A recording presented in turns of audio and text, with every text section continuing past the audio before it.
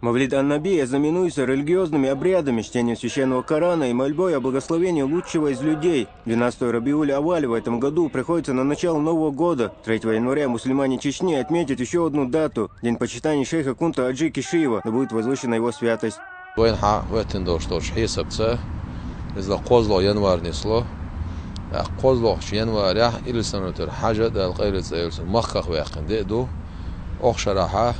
Peygamber Aleyhisselatü Vesselam dünyanın çuvaliye hajda al-qaylitsa yevzir махках вяхкиндея шиит хандинани слух.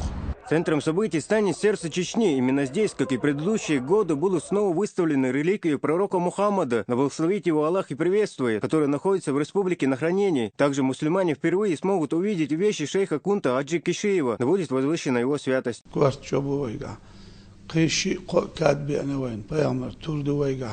İzga dahur ya çuşul peygamber asara şu şittoloş bu insan şu şittoloş dinah asara şu an dokkoş mecdi Ahmet Hacı Zerdol şgalidir üç vahayah kina na hausa itiş sul sonra kuşar ve degistan şu akhil bol awliya aş del gergerna ustaz aş seyr asara aş sarliyalın bedir ya asela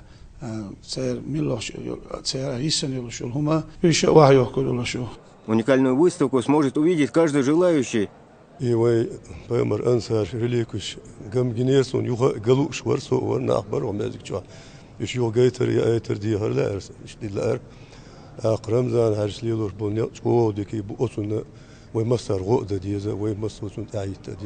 – 3 января жителей гостей столицы Чеченской Республики ждет еще одно мероприятие – вечер нашидов, который пройдет в спорткомплексе «Колизей». Здесь выступят такие известные исполнители, как Махер Зейн и Мустафа Атиф. Они на протяжении всего вечера будут восхвалять своими песнопениями имя великого посланника Аллаха, да благословит его Аллах и приветствует.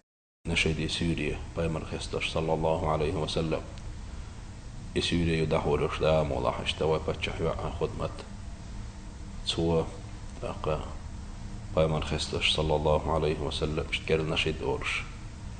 İşte Suriye'den mola hadu khaza berktiye daya har dogdoş dawaya so sondaha way mahkaba goşa çabiysin alla taştu uyurin Peygamber dönün şu aç uyurinne ve majdiga naşid erdoş aqi ve daqi majdig şkaha Peygamber Hristos naşid şu yahmış beş qimir fatiş dahwar yorş.